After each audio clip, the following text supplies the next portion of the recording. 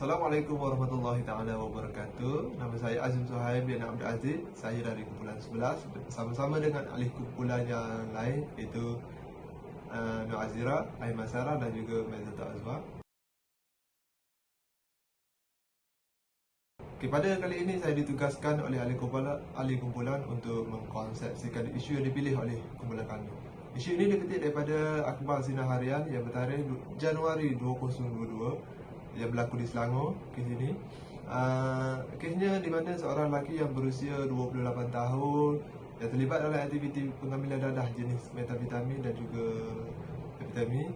Oleh kerana dia seorang penagih dadah, apa sahaja aktiviti harian dia, apa sahaja yang berlaku harian dipersalahkan olehnya. Ibunya selalu menghina, memarahi dan juga membebel terhadapnya lah. Okey, dia mendakwa dia mendapat layanan yang tidak sama seperti mana adik-adik lain. Apa sahaja yang berlaku, isu yang timbul dalam keluarganya dipersalahkan olehnya. Maknanya ibunya selalu mempersalahkan. Okey, akibat dia selalu dimarahi dan juga dipersalahkan, klien merasa tertekan dan emosinya tidak stabil. Pada suatu hari, semasa ibunya membebel dan ketika itu emosinya tidak betul, maka berlakulah satu insiden di mana pembunuhan terjadi, di mana klien telah bertindak memenggal kepala ibunya. Ekoran daripada tindakan itu, klien merasa perkara itu menghantui dirinya yang menyebabkan sehingga sekarang dia tidak boleh menjalankan kefungsiannya dengan baiklah seperti mana orang lain. Sekian sahaja dari saya.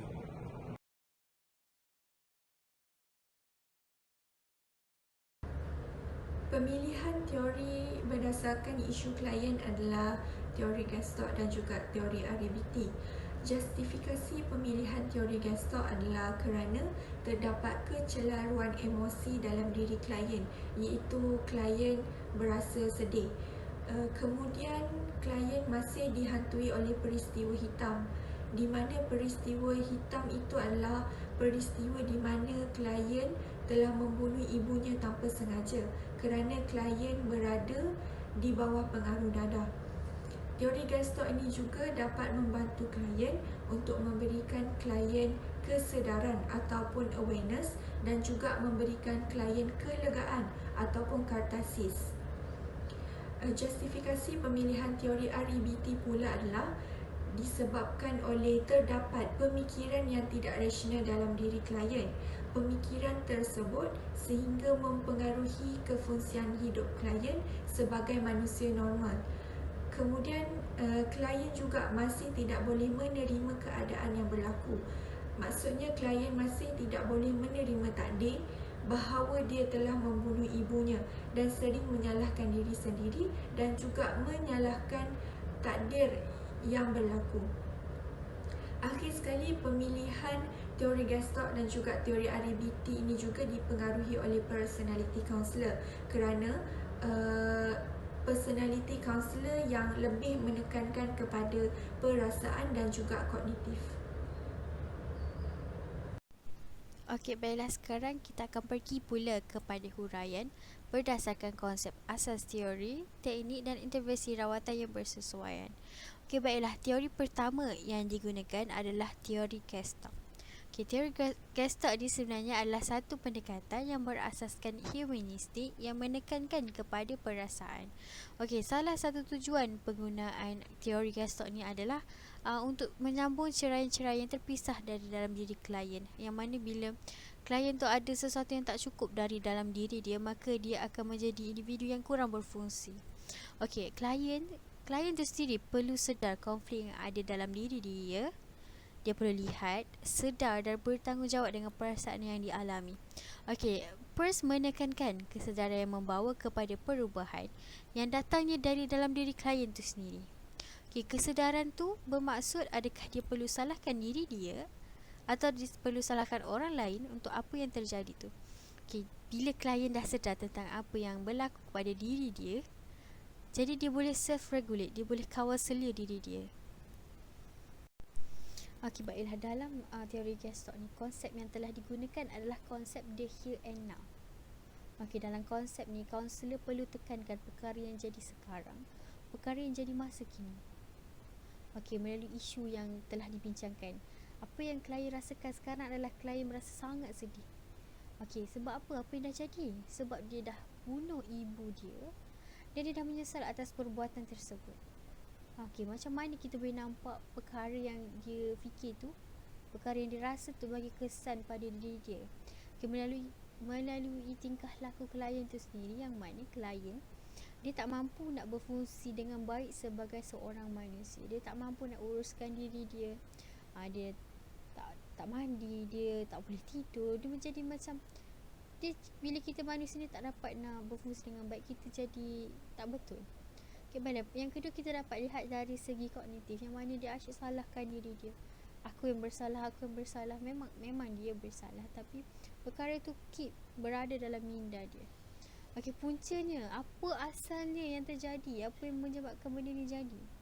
Okey, mengikut kajian kes tu, okey, klien ni dia dah bunuh ibu dia dengan cara dia memenggal kepala ibu dia. Okey, masa kejadian tu berlaku, ibu klien ni sedang membebel, sedang berletih. Dia menegur klien, membezakan diri klien ni dengan adik-beradik dia yang lain. Okey, klien ni rasa sangat marah sebab dia rasa ibu dia tak faham dia, sebab dia dah cuba bagi yang terbaik pada ibu dia, pada keluarga dia. Sejak dari dulu dia dah cuba, tapi ibu dia asyik berletih. Dan perkara ni bagi tekanan pada diri klien. Okay, klien mengatakan bahawa dia dah suruh ibu dia untuk diam, untuk berhenti berletih tu, tapi ibu dia keep on berletih, keep on membebel, cakap saja. Okay, lepas tu klien yang berada di bawah pengaruh dadah ni, dia dah nampak satu cara je nak diamkan ibu dia, sebab dia dah suruh ibu dia untuk berhenti membebel, tapi ibu dia tak berhenti.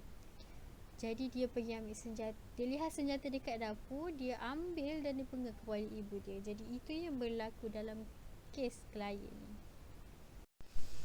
Okey, konsep yang seterusnya adalah konsep unfinished business.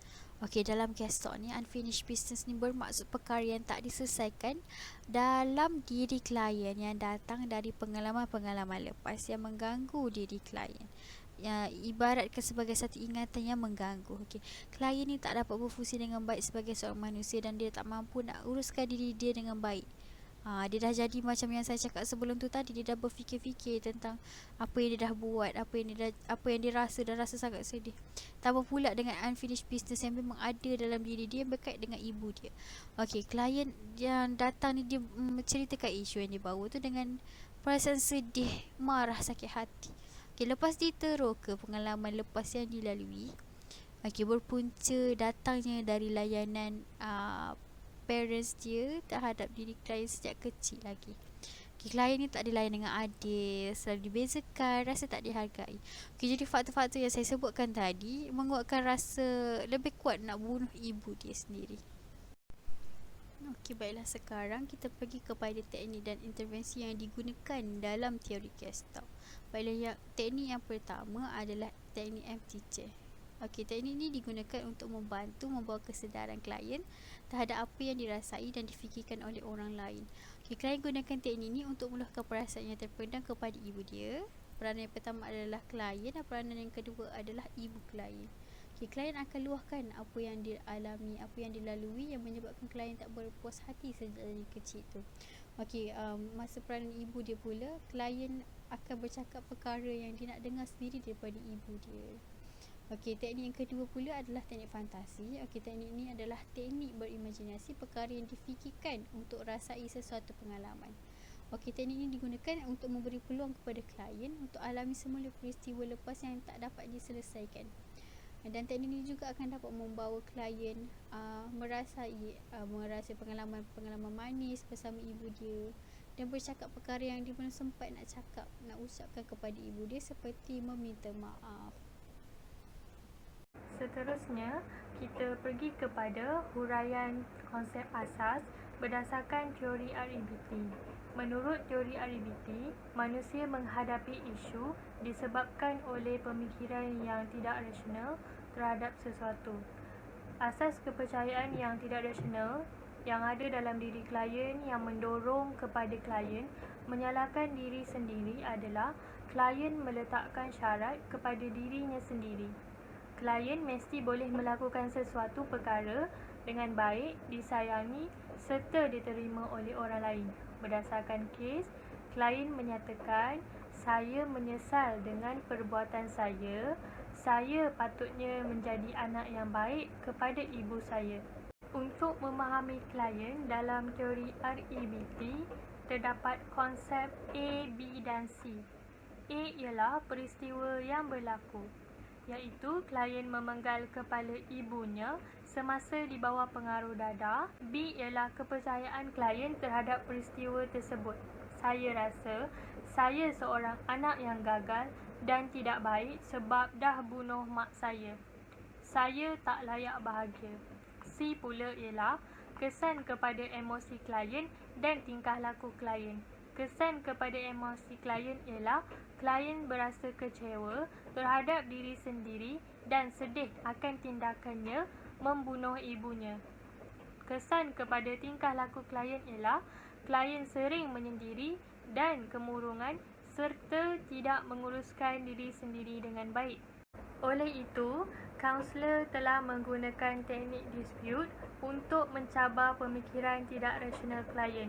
Dalam REBT, kepercayaan tidak rasional yang ada pada klien perlu dicabar dan diperbetulkan supaya dapat mewujudkan sistem kepercayaan yang baik dan rasional. Antara ayat yang digunakan oleh kaunselor untuk mencabar pemikiran tak rasional klien ialah, "Sepanjang hidup ni, awak tak pernah ke buat baik dengan ibu awak? Saya tahu sebagai seorang anak, kita nak sangat kan jadi anak yang baik. Tapi kan, ada masa kita tak boleh kan? Saya tahu awak tak sengaja nak buat macam tu. Sebab ada masanya kita tak boleh nak kawal takdir kan? Siapa yang cakap awak tak layak bahagia? Adakah bukti?" Seterusnya, E klien adalah falsafah yang lebih rasional. Klien cakap, "Best kan kalau kita boleh kawal takdir, tapi kita tak ada kuasa nak lawan takdir sebab takdir bukan terletak di tangan kita." F ialah kesan kepada emosi dan tingkah laku klien yang baru. Apabila klien mempunyai falsafah yang baru, klien dah tak sedih dan tak menyalahkan diri sendiri. Tingkah laku klien boleh menguruskan diri sendiri dengan baik. Seterusnya, kaunselor menggunakan teknik changing one language kepada klien. Teknik ini adalah untuk mengubah corak bahasa klien kerana REBT percaya bahawa bahasa yang tidak tepat merupakan sebab proses pemikiran klien yang negatif. Kenyataan lama klien ialah, "Saya tak layak bahagia sebab saya dah bunuh mak saya." Kenyataan baharu klien ialah, "Memang saya dah bunuh mak saya, tapi saya tak boleh nak lawan takdir. Perkara yang dah berlaku tak boleh nak diubah. Saya pun berhak bahagia." Kenyataan yang lama mencerminkan klien yang putus asa, manakala kenyataan yang baru mencerminkan klien yang boleh bertindak dan berfikir secara berbeza.